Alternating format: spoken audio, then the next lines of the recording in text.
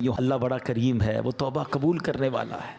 یہ بہت بڑے گناہ ہیں۔ اس سے یہ بھی اندازہ ہوتا ہے کہ جب اتنی بڑی عنایت، اتنی بڑی مغفرت ہے، یہ کتنے بڑے گناہ ہیں۔ تو اے میرے پیارے اسلامی بھائیوں، ہمیں توبہ کرنی ہے۔ ہم سب نے دنیا سے جانا ہے، ہم سب نے مرنا ہے۔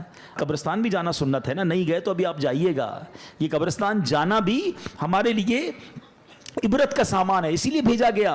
نبی پاک فرماتے ہیں کہ پہلے میں تمہیں منع کرتا تھا، حدیث کا خلاصہ ہے کہ پہلے میں تمہیں منع کرتا تھا قبرستان جانے سے، اب جایا کرو اور وہاں جا کے عبرت لیا کرو۔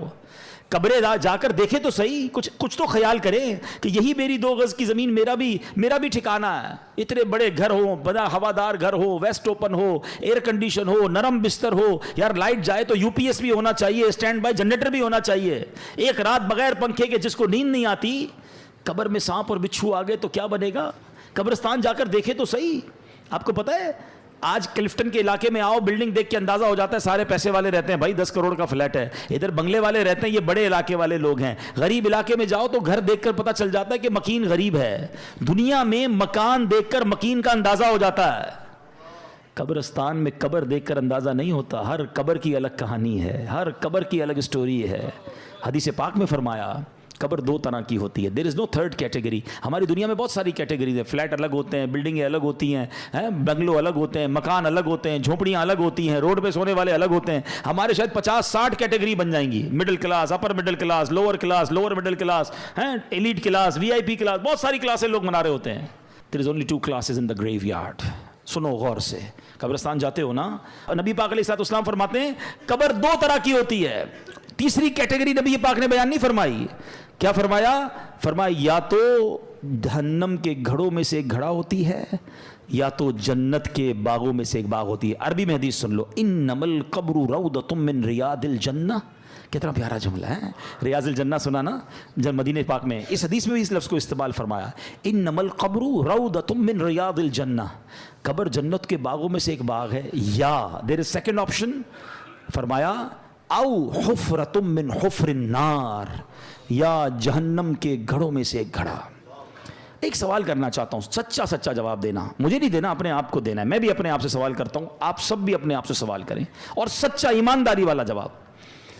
آج میری موت ہو جائے، ہو تو سکتی ہے نا، آج تو بلکہ رات بھی وہی ہے جس میں لکھا جائے گا کہ اس رات کس نے جانا ہے۔ پتہ ہے ملک الموت کو ایک صحیفہ دے دیا جائے گا کہ اس رات اس بندے کی روح قبض کرنی ہے، مقام، time, every thing is decided. ہمیں نہیں پتا، ہو سکتا ہے آج رات آخری ہو، کل آخری ہو، چلے آج میرا انتقال ہو گیا۔ سچا جواب دینا، گھمانا پھرا، اللہ کی بارگاہ میں کوئی کسی کو گھما پھرا نہیں سکتا، ہم اپنے آپ کو گھما سکتے ہیں، ادھر نہیں، وہاں تو بات ساری کلیئر ہے نا، دودھ کا دودھ، پانی کا پانی ہے۔ سوال یہ کہ اگر آج مر گیا، قبر میں گیا، جیسی زندگی گزاری ہے، قبر جنت کا باغ بنے گی یا دوزخ کا گھڑا بنے گی؟ اپنے آپ سے پوچھ لو۔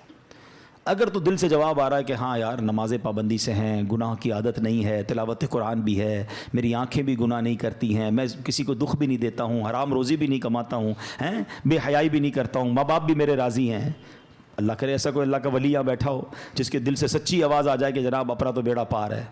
باقی ہم جیسے گناہ گاروں کو تو ڈر ہی لگتا ہے کہ یار گناہ ہی زیادہ ہیں، نیکیاں اول تو کی تھوڑی ہیں، اور جو کی ہیں اس کا پتہ بھی نہیں قبول بھی ہوئی کہ نہیں، کیونکہ بہت سارے اس میں بھی پرابلم ہے، ریاکاری الگ ہے، دکھلاوا الگ ہے، بناوٹیں الگ ہیں، پتہ نہیں کتنے اس میں دنیا کے مقاصد ہماری نیکیوں میں شامل ہوتے ہیں۔ تو آپ مجھے بتاؤ پھر تیاری کب کریں گے؟ 2 ہی کیٹیگریز ہیں نا، یا تو جنت کا باغ ہے یا دوزخ کا گھڑا۔ تو جنت کا باغ بنانے کی تیاری کب کرنی ہے ہم نے؟ ہمیں نہیں پتا اب کتنے دن رہ گئے ہیں۔ پچھلی شب برات میں کئی لوگ ہمارے ساتھ تھے، مگر آج وہ ہمارے ساتھ نہیں ہیں۔ ہو سکتا ہے اگلی شب برات مسجد میں اجتماع تو ہوگا مگر ہم نہ ہوں، باتیں کریں لوگ، یار پچھلی بار تو آیا تھا، اگر اس بار نہیں ہے، کہاں ہے؟ قبر میں ہے۔ کیا کریں گے قبر میں؟ قبرستان جاتے ہیں نا، ایک اور چیز دیکھا کریں، کبھی قبر میں تجوری دیکھی ہے؟ کوئی کفن میں جیب دیکھا ہو؟ نہ تجوری ہے نہ جیب ہے۔ جس مال کو جمع کرنے کے لیے دن رات ایک کر دیا وہ تو جانا ہی نہیں قبر میں، تو جو قبر میں جائے گا وہ کیا جائے گا؟ یہ سمجھنا ضروری ہے۔ آپ کو پتہ ہے جب میرا اور آپ کا انتقال ہوگا نا، روایتوں میں آتا ہے مرنے کے بعد رشتہ دار کہتے ہیں میت نے پیچھے کیا چھوڑا ہے، پتہ ہے فرشتے کیا کہتے ہیں؟ میت نے آگے کیا بھیجا ہے۔ ایکچوئل وہی ہے جو اعمال ہم آگے بھیجیں گے، مگر فکر ہی کسی کو نہیں ہے۔ شب برات تو ریئلائز کر لو کہ اعمال جمع کرنے، مال ٹھیک ہے اتنا جمع کر لو جتنی دنیا گزر جائے گی، مگر یہ مال ادھر ہی رہ جائے گا. اور پھر کیسے موت اور عذاب کیسے آتا ہے، میں آپ کو ایک واقعہ سناتا ہوں. ایک شخص تھا، بادشاہ تھا، بڑا عجیب اس نے وصیت کی اپنے بیٹوں سے، میں مر جاؤں نا تو مجھے دفن نہ کرنا، مجھے ایک لوہے کا صندوق بنانا، لوہے کے، میرا جو تابوت ہے وہ لوہے کا بنانا، اس تابوت کو ایک لوہے کے صندوق میں ڈال دینا اور اس کو چھت کے ساتھ لٹکا دینا، دفن نہیں کرنا. بچوں نے کہا یہ کیسی وصیت کر رہے ہیں آپ بادشاہ سلامت؟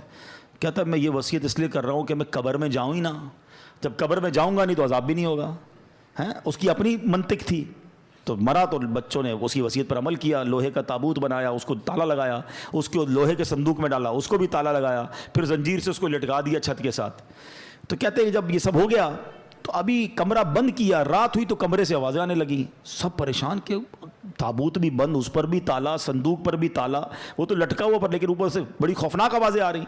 ڈرتے ڈرتے صندوق کھولا، تابوت کھولا تو دیکھ کر حیران رہ گئے کہ اس تابوت میں اس بادشاہ کی لاش کے اوپر ایک سانپ بیٹھا ہوا ہے، اس کے چہرے کو کاٹ رہا ہے، کوئی جگہ نہیں تھی، کوئی سوراخ نہیں تھا، وہ کیسے پہنچا اندر، سب حیران. اب جناب بڑی مشکل سے سانپ کو نکالا، اس کو مارا، پھر صندوق کو بند کیا، پھر لٹکا دیا. جیسے تیسے کر کے رات گزر گئی. اگلی رات پھر کمرے سے آوازیں آنے لگیں، پھر جا کے جب صندوق کھولا، تابوت کھولا تو اس سے بڑا سانپ اس کی صندوق میں موجود تھا جو اس کو کاٹ رہا تھا.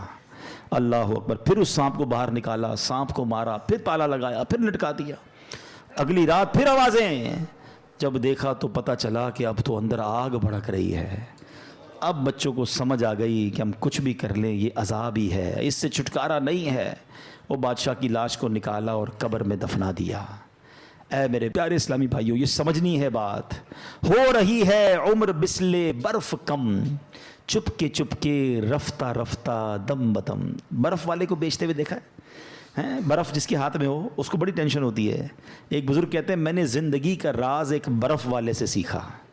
ایک برف والا تھا، اب تو برف کم بکتی ہے مگر پہلے، آج سے کچھ سال پہلے تو بڑی بکتی تھی، رمضانوں میں اب بھی بکتی ہوگی. تو وہ کیا کہتا ہے، اے وہ لوگو اس پر رحم کرو جس کا سرمایہ پگھل رہا ہے، جلدی خرید لو ورنہ کیا ہوگا، پگھل جائے گا. کہتے میں نے جملہ سنا مجھے بات سمجھ آ گئی کہ میری زندگی بھی تو یہی ہے نا. ہم سب کی زندگی میں کوئی ایک برف کی، ہمیں سب کو ایک بلاک دے دیا گیا، برف پگھل رہی ہے، کبھی بھی ختم ہو جائے گی، کسی کی کل ختم ہونی ہے، کسی کی مہینے میں ختم ہو جائے گی. تو شاعر کیا خوب بات سمجھا رہے ہیں، ہو رہی ہے عمر مثل برف کم، چپ کے رفتہ رفتہ دم بدم، سانس ہے ایک راہ روئے ملک عدم، دفعتن ایک روز یہ جائے گا تھم، ایک دن مرنا ہے آخر موت ہے، کر لے جو کرنا ہے آخر موت ہے، آخرت کی فکر کرنی ہے ضرور، جیسی کرنی ویسی بھرنی ہے ضرور، عمر ایک دن یہ گزرنی ہے ضرور، قبر میں میت اترنی ہے ضرور، ایک دن مرنا ہے آخر موت ہے، کر لے جو کرنا جو کرنا. ہاں لوگ کہتے ہیں میرا کوئی کچھ نہیں بگاڑ سکتا. ارے یہ تو زندگی موج کرنے کے لیے ملی ہے، میں تو ابھی بہت سارے پلان ہیں، میرے بڑے ارادے ہیں. شاعر کہتا ہے کر لے جو کرنا ہے آخر موت ہے، مرنا پڑے گا اور مرنے کے بعد اپنی کرنی کا پھل بھگتنا پڑے گا. یہ جو عالم برزخ ہے نا ہمیں نظر نہیں آتا. آپ کہتے ہیں ہم تو قبرستان جاتے ہیں کوئی چیخو پکار تو آتی نہیں، عذاب کی آواز، یہ اللہ کے راز ہوتے ہیں، اللہ کسی کسی کو دکھا دیتا ہے. قرآن کیا کہتا ہے، وَمِن وَرَائِهِمْ بَرْزَخٌ إِلَى يَوْمِ يُبْعَثُونَ، اور ان کے آگے ایک رکاوٹ ہے اس دن تک جس دن وہ اٹھائے جائیں گے. اب یہ موت سے قیامت تک کا جو عرصہ ہے نا، جب ہم مریں گے نا اور قیامت تک، یہ مٹی کے نیچے گزرا تو وہ قبر ہے.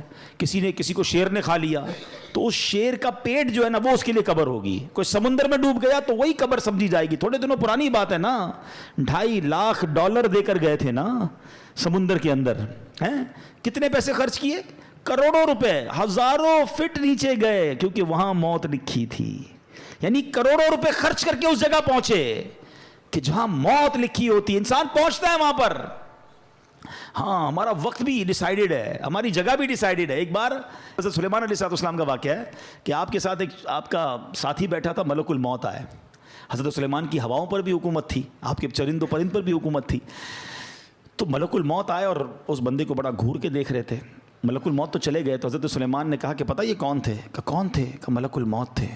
لگتا ہے حضرت میری روح قبض کرنے آئے تھے، آپ کی تو ہواؤں پہ حکومت ہے، آپ جلدی سے ہوا کو حکم دیں مجھے یہاں سے اٹھا کر ہند میں لے جائے. تو آپ نے دعا کر دی, وہ بندے کو ہوا اڑا کے لے گئی. تھوڑے دنوں بعد ملک الموت پھر آئے. حضرت سلیمان علیہ السلام نے کہا تم اس دن کیوں گھور رہے تھے؟ کہا حضرت میں پریشان, میں اس لیے گھور رہا تھا کہ میرے پاس یہ لکھا ہوا تھا کہ تھوڑی دیر بعد مجھے اس بندے کی روح ہند میں قبض کرنی ہے, بندہ آپ کے پاس بیٹھا ہے. بات آئی سمجھ؟ دعا کر کے وہاں پہنچایا گیا اور وہاں روح قبض کی گئی. وہ جملہ سنتے ہو نا, پہنچی وہیں پہ خاک جہاں کا خمیر تھا. ہم وہاں پہنچیں گے. یہ سمندر کے اندر گئے نہیں تھے, ان کو بلایا گیا تھا, ان کا وقت پورا ہوا تھا. جنہوں نے واقعہ پڑھا ہوگا, آج سے کچھ دنوں پرانی بات ہے, جہاز کے اندر کسی کی موت ہوتی ہے, کسی کی جنگل میں موت ہو جاتی ہے. ہم اللہ سے دعا کرتے ہیں ہمیں عافیت والی موت دینا. اے اللہ ڈوبنے والی, پھٹنے والی ہیں, جانوروں کے ذریعے پرخچے اڑنے والی, بم دھماکے والی موت نہیں. اے اللہ میں ایمان والی, عافیت والی, ہمارے مقدر میں مدینے والی موت لکھ دے. اے اللہ جب آخری وقت آئے ہم مدینے پہنچ جائیں, آقا کے جلووں میں, آقا کے قدموں میں, روضہ رسول کو دیکھتے ہوئے, درود پاک پڑھتے ہوئے, عشق رسول میں روتے ہوئے ہمارا دم نکل جائے. نجم کی اے خدا آرزو ہے یہی, عاشق زار کی آبرو ہے یہی, موت کے وقت سر ان کے قدموں میں ہو, دید ہوتی رہے دم نکلتا رہے, دید ہوتی رہے دم نکلتا رہے. اللہ کرے ایسا کرم ہو جائے کہ بس ہم مدینے میں ہمارا انتقال ہو. مگر مرنا تو ہے نا, ہم کیوں نہیں سوچتے, کیوں تیاری نہیں کر رہے, کس بات کا انتظار ہے؟ یہ قبرستان جانا, یہ جنازے اٹھنا. اچھا آپ کو پتہ ہے بہت اہم بات میں آپ نے کرنے جا رہا ہوں, یہ جو جنازہ ہے نا, ہم تو دنیا سے چلے گئے نا, جب بندہ دنیا سے چلا جاتا ہے تو قبر میں جا کے تو فرشتے آتے ہیں نا, تو مرنے کے بعد یہ سارے کام بھی فرشتے کر لیتے ہیں. غسل, کفن, دفن ہے, اللہ کی طرف سے فرشتے آتے اٹھا کے لے جاتے بندے کو. یہ سارا کام پبلک سے کیوں کروایا گیا؟ کبھی سوچا آپ نے؟ بھائی سوال جواب بھی فرشتے کریں گے, عذاب بھی فرشتے دیں گے, نعمتیں بھی قبر میں فرشتے دیں گے, لیکن یہ جو قبر سے پہلے کے معاملات ہیں یہ ہمارے ہاتھ میں کیوں دیے گئے؟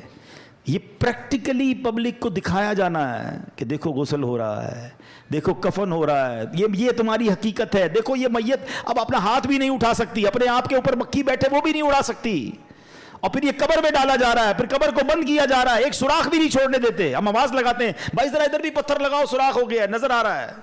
کبھی سوچا میں بھی قبر میں جاؤں گا, میرا ہی دوست کہے گا بھائی یہ تھوڑا سا سوراخ بھی بند کر دو, کسی کو یہ خیال نہیں آئے گا میرا اکیلے کیا بنے گا. ہم کیوں نہیں سوچتے یہ سب میرے ساتھ ہونا؟ یہ پریکٹیکلی غسل, کفن, دفن کروانے کی ایک حکمت بھی ہے. اور یاد رکھو کفن پہنانا آسان ہے, کفن پہننا آسان نہیں ہے. میت کو غسل دینا آسان ہے, مگر جس میت کو غسل دیا جا رہا ہے اس پہ سوچو کیا بیتتی ہوگی. قبر میں اتارنا آسان ہے, قبر میں اترنا آسان نہیں ہے, مگر ہمیں بھی اترنا پڑے گا. کاش یہ بات سمجھ آ جائے اور ہم گناہوں سے توبہ کر لیں. ورنہ انسان کہتا ہے بعد میں کر لوں گا توبہ, ابھی ٹائم ہے یار. مولانا صاحب باتیں بڑی اچھی کر رہے ہیں, ابھی بھی شیطان کسی کے کان میں بات کر رہا ہوگا یہ مولانا صاحب باتیں بڑی اچھی کر رہے ہیں, لیکن ابھی تو یار جوان ہوں بھائی, بوڑھا ہو کے میں بھی اللہ اللہ کروں گا. یہ بھی مولوی صاحب جو باتیں کر رہے ہیں 50 سال کے ہی ہو گئے نا, میں بھی 50 سال کا ہوں گا تو اللہ اللہ کر لوں گا. تو چلے بھائی آپ کے پاس اگر گارنٹی ہے مجھے بتا دیں کہ آپ 50 سال تک جئیں گے. ہے کوئی یہاں ایسا جس کے پاس 1 سال زندہ رہنے کی گارنٹی ہو؟ اس مسجد میں پورے مجمع میں کوئی ایک بندہ جس کے پاس 1 ہفتہ جینے کی گارنٹی ہو؟ اچھا کل صبح تک زندہ رہنے کی گارنٹی تو ہوگی آپ کے پاس, وہ بھی نہیں ہے. اچھا اتنے عقل مند تو ہیں کہ یہ پتہ ہے آگاہ اپنی موت سے کوئی بشر نہیں, سامان 100 برس کا ہے, پل کی خبر نہیں. تو اے میرے پیارے اسلامی بھائیوں, خدارا اپنی آخرت کی تیاری کیجئے. صحابی رسول حضرت ابو ہریرہ رضی اللہ تعالیٰ عنہ فرماتے ہیں ایک دن نبیوں کے نبی رسول ہاشمی صلی اللہ تعالیٰ علیہ وسلم نے یہ آیت پڑھی, وَمَنْ أَعْرَضَ عَنْ ذِكْرِي فَإِنَّ لَهُ مَعِيشَةً ضَنْكًا, اور جس نے میرے ذکر سے منہ پھیرا تو بے شک اس کے لیے تنگ زندگی ہے. پھر فرمایا تم جانتے ہو تنگ زندگی کیا ہے؟ صحابہ کرام نے عرض کی حضور اللہ و رسول عالم, اللہ جانے اس کے بتائے سے اس کا رسول جانے. تو فرمایا اس سے مراد قبر کا عذاب ہے جو کافر کو دیا جائے گا.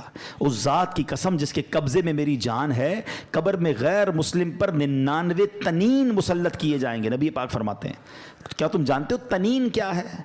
صحابہ نے کہا آپ ارشاد فرمایا یہ 99 سانپ ہوں گے, ان میں سے ہر سانپ 7 سروں والا ہوگا. یہ 99 سانپ اسے قیامت تک کاٹتے رہیں گے. اللہ ہمارے ایمان کی حفاظت فرمائے, ہم مسلمان ہی دنیا سے جائیں. یہ بھی بڑا پرابلم ہے, ہمیں فکر ہی نہیں ہے ایمان کی. ہم سمجھتے ہیں مسلمان ہیں تو جناب بڑی اچھی بات ہے، ایمان والے ہیں، مگر ایمان سلامت رہے اس کی فکر کون کرے گا؟ یاد رکھیے اس وقت بھی دنیا میں سب سے زیادہ تیزی سے پھیلنے والا مذہب یہ اسلام ہے. The most growing religion on earth. کائنات میں سب سے تیزی سے لوگ مسلمان ہو رہے ہیں، لیکن یہ ون وے ٹریفک نہیں ہے. جس طرح لوگ مسلمان ہو رہے ہیں معاذ اللہ، اس طرح کوئی ایمان سے بھی خارج ہو سکتا ہے. ہمیں دعا کرنی ہے اللہ ہمارا ایمان سلامت رکھیو. ہم کیا دعا کریں؟ ہمارے نبی پاک دعا فرمایا کرتے، ہماری تو اوقات ہی کوئی نہیں نا. جن کے صدقے ایمان ملا ہے وہ دعا کرتے، یا مقلب القلوب ثبت قلبی علی دینکا، اے دلوں کو پھیرنے والے میرے دل کو اپنے دین پر ثابت قدمی عطا فرما. کون دعا کر رہا ہے؟ اللہ کے نبی. ہم میں سے کسی نے دعا کی؟ ہم کبھی ٹینشن میں آئے؟ میری گاڑی، ابھی کسی کی گاڑی باہر کھڑی ہوگی اس کو ٹینشن ہوگی، یار نئی گاڑی لی ہے کہیں اسکریچ نہ لگ جائے. قیمتی موبائل جیب میں ہو تو اور تھوڑی دیر بعد ہاتھ لگاتے ہیں، ہاں یار پڑا ہوا ابھی تک نکلا نہیں ہے. اتنی ٹینشن ہے تمہیں اپنے پیسوں والی چیزوں کی. سب سے قیمتی چیز ایمان ہے. کبھی اس کی ٹینشن لی کہ اللہ میرا ایمان سلامت رہے، میرا ایمان چھن نہ جائے، میں مرتے وقت مسلمان مروں؟ ہیں برے دوستوں میں بیٹھ رہے ہیں. ایمان چھن جانے کے بڑے اسباب ہیں. شرابیوں کے ساتھ بیٹھتے ہیں، جواریوں کے ساتھ بیٹھتے ہیں، بے حیا لوگوں کے ساتھ بیٹھتے ہیں، الٹی سیدھی باتیں کرنے والوں کے ساتھ بیٹھتے ہیں. یہ نحوست ہے، ایمان چھن جانے کا ڈر ہے. جو گناہوں کا عادی ہوتا ہے اس سے ایمان چھن جاتا ہے. پتہ نہیں کیسی کیسی باتیں ان کی زبان سے نکل رہی ہوتی ہیں، اللہ رسول کا مذاق، جنت و دوزخ کا مذاق، کامیڈین بنائے ہوئے لوگوں نے ہیں. اب تو ویوز کے چکر میں پتہ نہیں کیا کیا بول رہے ہوتے ہیں، ہمیں بڑے اچھے لگتے ہیں. نہ بیٹھو ان کی صحبتوں میں. مجھے ایک بات بتائیں، ابھی 4 سال پہلے کووڈ آیا تھا نا، کووڈ نے سکھایا نا سوشل ڈسٹینس. نہیں یار یہ چھینک رہا ہے، اسے دور رہو بھائی، اس نے ماسک پہنا ضرور کچھ ہوگا. اتنا ڈر گئے تھے. تمہیں ایک بیماری کی وجہ سے دور رہنا سمجھ آ گیا. جہاں رب کی لعنت برس رہی ہے ان لوگوں سے دور رہنا سمجھ نہ آیا. آج پتہ ہے کیا کہتے ہیں؟ کہتے ہیں میں شراب نہیں پیتا، دوست شراب پیتے، میں تو بیٹھتا ہوں. وہ جوا کھیلتے ہیں مجھے پتا ہے، لیکن میں بیٹھتا ہوں. وہ بری باتیں کرتے ہیں، میں نہیں کرتا، میں کیوں بیٹھتے ہو بھائی؟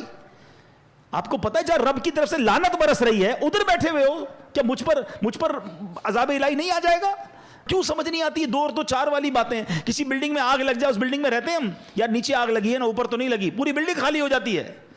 آگ جہنم کی آگ لگی ہوئی، آپ ادھر بیٹھے ہوئے ہیں. اور ایک بار اور یاد رکھ لیں کہ جتنی برائیاں ہیں نا، بڑے ینگسٹر مجھے سن رہے ہیں، میرا یہ دعویٰ ہے آپ جا کے چیک کر لو، کسی شرابی، کسی جواری، کسی چور، کسی ڈاکو، کسی بھی برے کام کرنے والے سے ایک بار پوچھ لو کہ بھائی یہ عادت کدھر سے ملی ہے. ایک بندہ نہیں کہے گا کہ امی نے سکھائی تھی، ابو نے سکھائی تھی، ابو نے کہا بیٹا آج تیری برتھ ڈے تو یہ تیرے کو چرس کا سگریٹ دے رہا ہوں. کسی کی ابو امی نے نہیں پلایا تھا. یہ کدھر سے آئی یہ ساری عادتیں؟ بتاؤ نا. برے دوستوں سے ہی آئی نا. اس کا مطلب 2 اور 2 4 والی بات ہے کہ بری صحبت ہی بندے کو برا بناتی ہے. ہم بری صحبت چھوڑنے کے لیے تیار ہی نہیں ہیں. ہم نے تو دوست بھی وہ بنائے کہ نماز پڑھیں تو مذاق اڑاتے ہیں ہمارا، اور مولوی بن گیا کدھر جا رہا ہے بھائی، ٹھیک ہے جمعہ پڑھ لیتا ہے بہت ہے، ہمیں وہی دوست اچھے لگتے ہیں. کیوں چاہیے مجھے وہ دوست؟ چاہیے کیوں؟ ہم کیوں نہیں سمجھ رہے یہ بات؟ ہم خود اپنے پیر پہ کلاڑی مار رہے برے لوگوں میں بیٹھ کر. ہمیں اگر واقعی نیک بننا ہے تو ہمیں نیک لوگوں کی صحبت اپنانی ہوگی. Simple is that. اچھی صحبت میں آئے، آپ کو اچھائی کرنے کا دل لگنا لگ گیا، آپ کا ذکر اللہ کا دل چاہ رہا ہے، آپ کا درود پاک پڑھنے کا دل چاہ رہا ہے، یہ اچھی صحبت کی برکت ہے. بالکل پریکٹیکلی فارمولا آ گیا نا. تو پلیز آج کچھ ڈیسائیڈ کرو یار، آج کچھ طے کرو. اگر دیکھیں آپ نے وہ 6 گناہگار 7 گناہگار سنے، شراب کا عادی نہیں بخشا جائے گا. اگر میرا کوئی اللہ نہ کرے کوئی بھائی ایسا بیٹھا ہے مجھے سن رہا ہے، شراب کی عادت ہے، خدا را توبہ کر لو. یہ کتنا بڑا گناہ ہے کہ شب برات بھی نہیں بخشے جائیں گے. لیکن اگر شرابی نہیں بیٹھا نا کوئی یہاں پر، شرابی کا دوست بیٹھا ہوگا، ایسی پارٹیوں میں جانے والا تو ضرور بیٹھا ہوگا. میں کیا کروں، دوست پیتے ہیں کیا کریں. شادیوں آج کل سنا ہے شادیوں میں کولڈ ڈرنک کی طرح شراب پی جاتی ہے. پھر اچھا صرف شراب نہیں، طرح طرح کے نشے چل رہے ہیں، ڈرگس چل رہے ہیں. میں نہیں کرتا، دوست کرتے. نہ جائیں، آپ پھر مبتلا ہو جائیں گے. نہیں بھی مبتلا ہوں گے تو ان پر جو لعنت برس رہی ہے. دیکھیں نا یہ کتنے بڑے مجرم ہیں کہ شب برات نہیں بخشے جائیں گے. پھر زنا کا عادی نہیں بخشا جائے گا. کتنا عام ہو گیا یہ بدکاری، اتنا آسان ہو گیا معاذ اللہ. اچھا لوگ کہتے ہیں پاکستان میں ذرا جاننے والے فلاں ملک چلتے ہیں، فلاں ملک چلتے ہیں. کیوں جاتے ہیں بیرون ملک؟ لیکن آپ سوچئے، آپ اکیلے کسی ملک چلے بھی گئے، آپ نے اپنی پسند کا گناہ کر بھی لیا، رب تو دیکھ رہا ہے نا، اس کو کیا جواب دو گے؟ اور یہ کتنا بڑا گناہ ہے کہ آج زنا کا عادی نہیں بخشا جائے گا. خدا را توبہ کر لیں. یہ پہلے آنکھ بہکتی ہے، یاد رکھیے گا.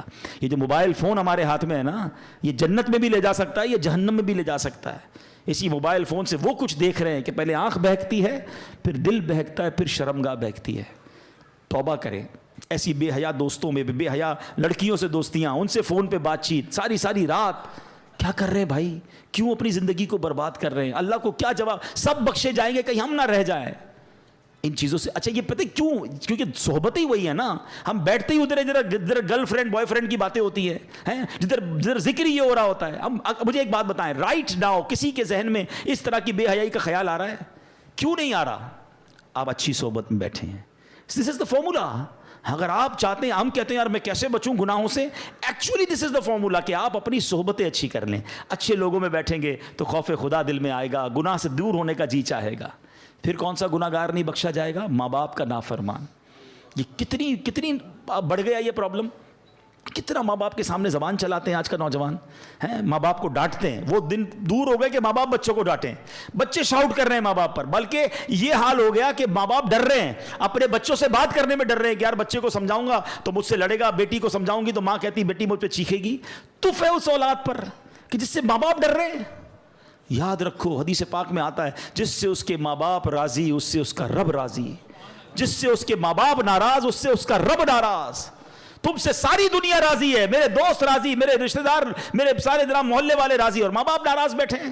برباد ہو جاؤ گے, مارے جاؤ گے. دیکھیں نا کتنا بڑا گناہ ہے کہ شب برات سب بخشے جائیں گے, ماں باپ کا نافرمان نہیں بخشا جائے گا.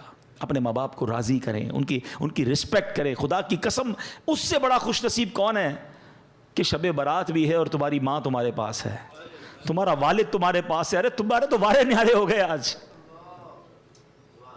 آج کی رات تمہاری ماں تمہارے لیے دعا کر دے, پھر چاہیے کیا تم کو؟ آج کی رات تمہارا باپ تمہارے پاس ہے, جاؤ نا اس سے دعا کرواؤ. پوچھو ان سے جن کے چلے گئے ماں باپ, قبرستان جانا پڑتا ہے ان سے بات کرنے کے لیے. یاد رکھنا میرے بھائیوں, میرے بچوں, جن کے ماں باپ ہیں نا, یہ جب چلے جائیں گے نا پھر تمہیں پتا چلے گا یہ کیا ہستیاں ہیں. دو موقع پر تو ماں باپ بڑے یاد آتے ہیں. جب زندگی میں بندہ کچھ حاصل کرتا ہے نا, کوئی نیا گھر لے لے, کوئی گاڑی لے لے, کوئی ترقی ہو جائے, کوئی اچھا کام ہو جائے نا, پھر ماں بڑی یاد آتی ہے. کاش ماں ہوتی نا, دیکھتی تو کتنا خوش ہوتی ہے. والد ہوتا تو کتنا خوش ہوتا کہ آج اللہ نے مجھے اتنی ترقی دے دی ہے. وہ شعر ہے نا, دولت کا ہے انبار مگر تیری کمی ہے. پھر بڑی یاد آتی ہے ماں اور والد کے, یار آج اللہ نے کدھر پہنچا دیا, مگر ماں ہی نہیں ہے. جو دعائیں دینے والی تھی وہ والد ہی نہیں ہے, جس کی وجہ سے ادھر پہنچا ہوں اس کو بتا ہی نہیں پا رہا.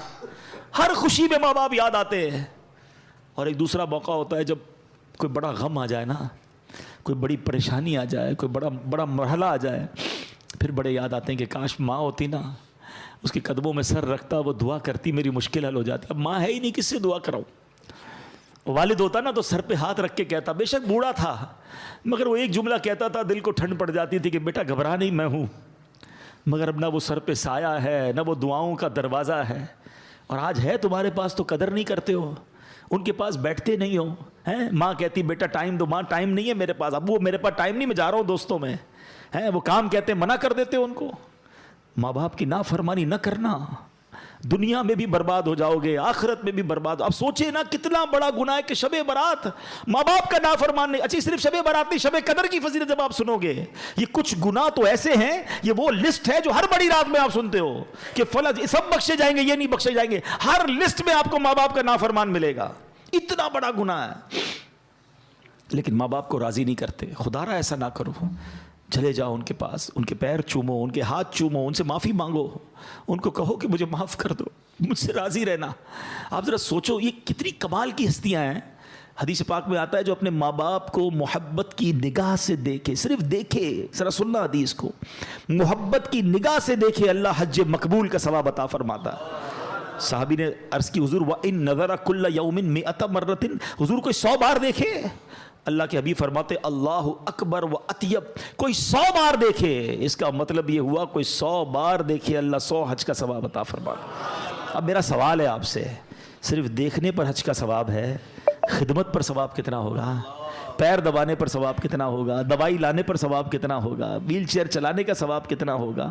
اگر ان کی کسی وجہ سے میں کوئی ان کی خدمت کر رہا ہوں تو کتنا ثواب ہوگا؟ یار دیکھنے پر حج کا ثواب. مگر آج تو جب خدمت کی باری آتی ہے تو بچہ جی چراتا ہے. میں صحیح بتاؤں, لکی ہے وہ اولاد جن کو ماں باپ کی خدمت کا موقع مل گیا, بڑھاپے میں ملے اور خدمت کا موقع ملا. کئی ماں باپ ایسے ہیں یقین کرو جنہوں نے خدمت کا موقع ہی نہیں دیا, ہماری خدمت کرتے کرتے ہی چلے گئے, ہماری تو باری نہیں آنے دی, وہ ہماری خدمت کرتے رہے اور چلے گئے. اگر تمہاری باری آئی ہے نا وہ بیمار ہیں, تمہیں دوائی دلانے کا موقع مل رہا ہے, ان کی خدمت کرنے کا موقع مل رہا ہے, انہیں ٹائم دینے کا موقع مل, تم لکی ہو, تمہارے لیے جنت کا راستہ رب نے کھول دیا. اس کو سعادت سمجھنا, بوجھ نہ سمجھنا. مگر آج حال یہ ہے کہ بیٹا باپ سے کہتا ہے ابو یہ میرا ہے, تمہارا نہیں ہے, میں نے کمایا ہے, آپ تو نوکری کرتے تھے, آپ کے پاس تھا کیا, میں نے سب کچھ کیا, یہ گھر میں نے بنایا ہے. توبہ توبہ توبہ. یہ انداز رکھو گے ماں باپ کے ساتھ ہیں؟ سوچو جب میں اور آپ پیدا ہوئے تھے نا, کپڑے نہیں تھے جسم پر, باپ کہہ دیتا نا یہ تیرا ہے یہ میرا ہے تو ننگے ہی رہ جاتے ہیں. لباس پہنایا میرے باپ نے, انگلی پکڑ کر چلایا, کھلایا, تعلیم دلائی, تربیت کی, سب دنیا میں دیا. میرے باپ نے کبھی نہیں کہا یہ میرا ہے, میری ماں نے کبھی, انہوں نے اپنی خواہشیں پیچھے رکھی, ہماری خواہشیں پوری کی. شاید اپنے لیے لباس نہیں خریدا, ہمارے لیے لباس خریدا, اپنے لیے جوتے نہیں خریدے ہوں گے, ہماری ضد پر ہمیں نئے نئے جوتے دلائے, اور آج کہتے میرا ہے. کبھی مت کہنا. دیکھو ایک بات یاد رکھو, یہ جو بوڑھے ماں باپ ہیں نا, یہ آپ سے کچھ نہیں لیتے ہیں. آپ ان کو صرف یہ احساس دلاؤ کہ سب آپ کا ہے, میرا جو کچھ ہے آپ کا ہے, میں خود آپ کا ہوں. یہ لے کے تھوڑی چلے جائیں گے یار. وہ کہتے نا کہ جس باپ نے, جس ماں نے تمہیں بچپن میں شہزادوں کی طرح پالا, آج بڑھاپے میں انہیں بادشاہ جیسا تو رکھ لو یار. مگر آج بھی ماں باپ کو غلام رکھا ہوا ہے گھر میں. ان کو یہ احساس تو دلاؤ, کبھی تو کہو اپنے والد سے کہ ابو میں جو کچھ ہوں وہ آپ کی وجہ سے ہوں. ہمارا ایک اور بڑا پرابلم ہے, ہم ماں سے محبت کرتے ہیں, باپ سے نہیں کرتے. ہمیں لگتا ہے میری ماں بڑی مجھ سے محبت کرتی ہے. ارے تمہاری بھول ہے. یہ ماں نے جو کچھ مجھے آج تک دیا, کس نے لا کر دیا میری ماں کو؟ جو کچھ مجھے آج تک ملا ہے وہ میرے والد کی برکت سے. وہ کہتا نہیں ہے باپ, یہ گاڑی کے دو پہیے ہیں. اچھا, والد کی اہمیت کا اندازہ جب ہوتا ہے جب ہم خود والد بنتے ہیں, پھر سمجھ آتی ہے یار بچے کو جب ہم روکتے ہیں, ہمارا ابو صحیح روکتے تھے ہمیں. یہ میاں بیوی کی انڈرسٹینڈنگ ہوتی ہے کہ میں پیار کروں گی, آپ ڈانٹیے گا, آپ ذرا سختی رکھیے گا. ہمیں لگتا ہے ابو ہم سے سختی کرتے ہیں, وہ ہم سے پیار نہیں کرتے. ارے سب سے زیادہ پیار ہی تمہارا تم سے باپ کرتا ہے. یہ دنیا کا واحد رشتہ ہے, یاد رکھنا پیارے اسلامی بھائیوں. کوئی دنیا میں یہ نہیں چاہتا کہ یہ بندہ مجھ سے آگے بڑھ جائے, کبھی بھی کوئی نہیں چاہتا. یہ والد ہے دنیا کا واحد رشتہ جو ہمیشہ یہ چاہتا ہے کہ میرا بیٹا ہمیشہ مجھ سے آگے بڑھ جائے, عزت میں بھی آگے بڑھے, دولت میں بھی آگے بڑھے, شہرت میں بھی آگے بڑھے, مقام بھی میرے بیٹے کا آگے بڑھ جائے. یہ وہ رشتہ ہے, یہ ایسا پیار ہے والد اور بیٹے کا. تو ماں باپ کی قدر کرو میرے بچوں, میرے بھائیوں. جس کے پاس ماں باپ ہیں اور ناراض ہیں انہیں راضی کر لینا. کبھی بوڑھے ہو جاتے ہیں چڑچڑے, ہو سکتا ہے آپ کو کچھ سنا دیں, ڈانٹ دیں, نہیں یار کوئی بات نہیں, بہت کچھ دیا ہے انہوں نے, بچے ہو گئے. زندگی ایک سائیکل ہے. یہ زندگی کا پتہ ہے سفر کیسے شروع ہوتا ہے؟ ہم جب چھوٹے تھے نا, ہم کرال کرتے تھے, رینگتے تھے, پھر انگلی پکڑ کر چلنا شروع ہوئے, پھر انسٹالر پر ہمارے امی ابو نے وہ چھوٹی سی بچہ گاڑی پہ چلایا ہے, پھر ہم چلنے لگے, پھر دوڑنے لگے, پھر بڑے ہو گئے. 50 55 60 کے بعد پھر اسٹک آتی ہے ہاتھ میں, پھر ویل چیئر آتی ہے, اور ایک وقت آتا ہے پھر ہم زمین پہ چلے جاتے ہیں. تو سمجھ لو کہ یہ پورا ایک سرکل ہے. جو 60 سال کا بوڑھا ہے نا, وہ 6 سال کے بچے کے برابر ہے. 6 سال کا بچہ برا لگتا ہے آپ کو, بار بار کوئی بات کہے, ضد کرے, آپ سے لڑے, آپ مسکراتے ہیں. بچہ لڑ رہا ہوتا ہے آپ مسکراتے, کیونکہ بچہ ہے. آپ 60 سال کے بوڑھے کو پہلے 6 سال کا بچہ سمجھ لو, پھر آپ کو نہ ابو کی کوئی بات بری لگے گی, نہ ان کا ڈانٹنا برا لگے گا, نہ ان کا ضد کرنا برا لگے گا, نہ بار بار ریپیٹ کرنا برا لگے گا, نہ ان کو آپ ان کا کم سننا برا لگے گا. بھائی 6 سال کا بچہ بھی نہیں سمجھتا, 60 سال کا بوڑھا بھی نہیں سمجھتا. 70 سال کا ہو جائے سمجھ لو 5 سال کا بچہ ہو گیا, ایک سال کم کرتے جاؤ. انڈرسٹینڈنگ لیول آپ کو بڑا آسان دے رہا ہوں میں. جس دن آپ یہ سمجھ جاؤ گے نا بوڑھے لوگوں کو, آپ انجوائے کرو گے, ڈانٹ رہے ہوں گے آپ کو برا نہیں لگے گا. لوگ لڑ رہے ہوتے ہیں بوڑھے ماں سے, ابو ڈانٹتے ہیں, بھائی ڈانٹ نہیں رہے, ان کو سمجھ ہی نہیں پڑ رہی اس وقت, آپ ان کی خدمت کرو, موقع ملا ہے. تو اے میرے بچوں, ماں باپ کا نافرمان نہیں بخشا جائے گا, چغل خور نہیں بخشا جائے گا. باتیں تو بہت ساری ہیں, میں اس کو کنکلوڈ کرتا ہوں. اب یہ بھی بڑی بیماری ہے. کئی خواتین مجھے سن رہی ہوں گی, میری بہنیں, خدا رہا یہ چغل خوری ان میں بہت زیادہ ہے, یا مردوں میں بھی ہوتی ہے. بڑا انجوائے کرتے ہیں لوگ. چغل خوری کیا ہے؟ ادھر کی بات ادھر پہنچانا. پتہ چلا تیرا بھائی یہ کہہ رہا تھا, وہ تیرا دوست یہ کہہ رہا تھا, بڑا مزہ آتا ہے اس کی بات پہنچانے میں, تاکہ لڑائی ہو جائے, جدائی ہو جائے. آپ کو پتہ یہ اتنا بڑا گناہ ہے کہ آج کی رات وہ نہیں بخشا جائے گا. لیکن میں آپ کو ایک اور عجیب بات بتاؤں کہ اللہ کریم کو یہ کتنا محبوب ہے کہ بندے مل کر رہے ہیں. جھوٹ کبیرہ گناہ ہے نا, جہنم میں لے جانے والا کام ہے. مگر اگر 2 مسلمانوں میں لڑائی ہو گئی ہے, میاں بیوی میں لڑائی ہو گئی ہے, تو ان کو جوڑنے کے لیے جھوٹ بولنے کی اجازت دی گئی کہ کسی طرح ان کی جو ہے نا محبت بڑھا دو, پیار کرا دو, دوستی کرا دو. جھوٹ بھی بولنا پڑے کہ بھائی تیرے لیے تو بڑی تعریف کرتا ہے یار, تیرا بھائی تو تیری بڑی ماشاءاللہ واہ واہ کرتا ہے. وہ نہیں کرتا, پھر بھی جا کے بتاؤ تاکہ دل مل جائے. اس کی کچھ شرعی وہ ہے, تفصیل ہے. لیکن آپ جو سمجھانا چاہ رہا ہوں, عقل مند ذرا سمجھیے گا. جس مسلمان کی لڑائی کو جوڑنے کے لیے جھوٹ کی اجازت دے دی گئی, جو جا کے لڑائی کرواتا ہے اس کا کیا حال ہوگا؟ وہ اللہ کی بارگاہ میں کتنا ناپسند. اچھا جھوٹ بول کے لڑائی کراتے, جھوٹ بول کے دوستی کرانے کی بجائے جھوٹ بول کے لڑائی کرواتے ہیں, گھر ٹڑوا دیتے ہیں. برباد ہو جائیں گے وہ لوگ جو چغل خوری کرتے ہیں. آپ کو اگر مثال کے طور پہ کسی نے کسی کی برائی کری دی تو آپ پر کب واجب ہے اس کو جا کے بتائیں کہ بھائی فلاں نے یہ بتایا تھا؟ نہیں, ہم تو فوراً کہتے ہیں اب مزہ آئے گا, بتاؤں گا, لڑائی کرواؤں گا. توبہ توبہ توبہ نہ کریں. مسلمانوں میں جوڑ پیدا کریں, پیار پیدا کریں. تو ہمیں توڑنے کے لیے نہیں آئے, ہم جوڑنے کے لیے آئے ہیں. تھوڑی سی زندگی ہے یار, محبت پیار سے جیے. اور آپ بھی چھوٹی چھوٹی باتیں, آخری میں بتا دوں کہ رشتہ داری کاٹنے والا یہ بھی آج کی رات نہیں بخشا جائے گا. فلاں چاچا کے گھر نہیں جائیں گے, فلاں ماموں کے گھر نہیں جائیں گے, فلاں بھائی سے بات نہیں. کیوں نہیں بھائی, چھوٹی سی بات پر آپ نے لڑائی کی ہوئی ہے, آج معافی مانگ لیں, توبہ کر لیں, اس سے دوستی کر لیں اور رشتہ داریاں نہ کاٹیں. تو بہرحال میرے پیارے اسلامی بھائیوں, باتیں تو بہت ساری ہیں کرنے والی, مگر عرض یہی کرنا ہے, یہ رات بڑی مبارک رات ہے. گناہوں سے توبہ کریں, زندگی میں بدلاؤ لائیں, اچھی صحبتیں اپنائیں, بری صحبتوں سے اب اللہ سے وعدہ کریں کہ اب جو لائف ہے نا وہ میں اچھی گزاروں گا. اے اللہ مجھے محروم مت کر دینا, تو کروڑوں کو بخشے گا. اللہ میں رہ نہ جاؤں, میں بھی تیرا بندہ ہوں, میں مانتا ہوں گناہ گار ہوں, مانتا ہوں خطا کار ہوں, میں ان مجرموں کی لسٹ میں بھی ہوں, مگر تو کریم ہے مالک. میں وعدہ ضرور کرتا ہوں کہ اب کوشش کروں گا کہ اب وہ گناہ نہیں کروں گا. میرے اللہ آج میری بخشش فرما دے.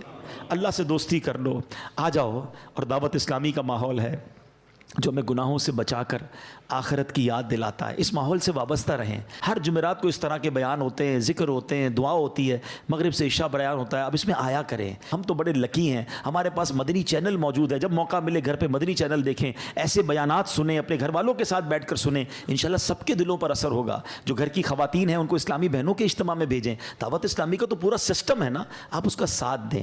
اور آخری عرض یہ ہے کہ شب برات ماشاءاللہ جو ہے وہ مرحومین کو ایصال ثواب کرنے کی بھی رات ہے. اس رات مرحومین کی جو روحیں ہوتی ہیں, ہمارے جو رشتہ دار چلے گئے دنیا سے, وہ ایکسپیکٹ کرتے ہیں کہ ہمیں ایصال ثواب ملے گا, تو ان کو خوب ایصال ثواب بھی کریں. اللہ پاک عمل کرنے کی توفیق عطا فرمائے.